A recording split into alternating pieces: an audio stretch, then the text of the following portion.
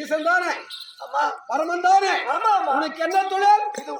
எனக்கு படி அளக்கும் தொழில். படி அளக்கும் தொழில். பக்தர்கள் சித்தருக்கும் வந்து தவம் செய்தா என்ன கொடுப்ப? வரம் கொடுப்பேன். ஏண்டா இந்த வரம் கொடுத்தால் யார் இருந்தால் இந்த வரம் கொடுத்தா பலிக்கும்? எனக்கு சக்தி இருந்தால் வரம் கொடுத்தால் வரம் பலிக்கும். இடபாகத்தில் பாதி சரித்திரம் பெற்ற உமையுள் பார்வதி இருந்தால் அந்த வரம் கொடுத்தால் அந்த வரம் பலிக்கும். ஆமா, உன் இடபாகத்தில் இருக்கும் உமையவள் எங்கே? போலாமா?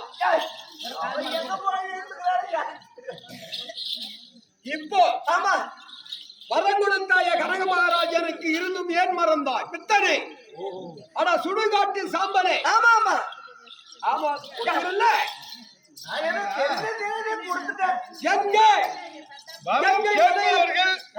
இளையவர்கள் வரம் கொடுப்பவன் இறைவன்.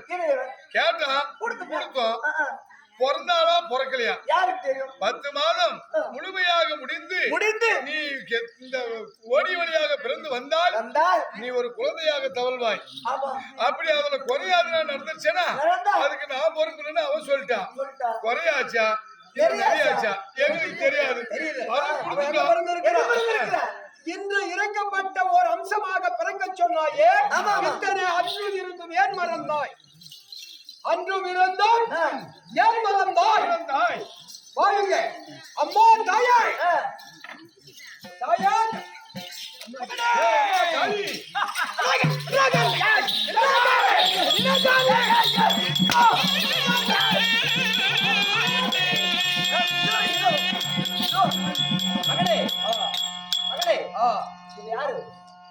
இவர் யாரு? எனக்கு தந்தைதான். அடிங்க பார்க்கவில்லை. பார்க்கலையா? அங்க அடிக்க கால்வால் அடிக்க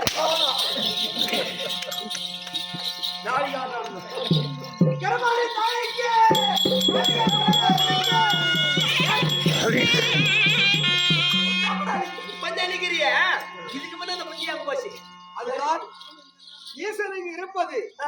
அவருக்கு என்னமே தெரியாதப்போ அவர் கஞ்சா மதிமயக்கம், கஞ்சா கண்ணு சுள்ளு எல்லாம் சாப்பிடுவார். அவர் இந்த மாநில பிறவைகளுக்கு இந்த மதுவுகளை கற்றுக் கொடுத்தது சிவபெருமான். இந்த சிவனாலதான் உருவானது இந்த மதுவுகள். அது மட்டும் தானா? சாப்பிடுறதுல பேருக்கு நம்மளா இருக்கலாம். உள்ளுக்குள்ள ரூம்ல கொண்டு அடிக்கிறத இவங்க ஒரு காரணம். இவரை வந்தாச்சு இல்ல எங்க போன? எங்க போனோம்? நேரம்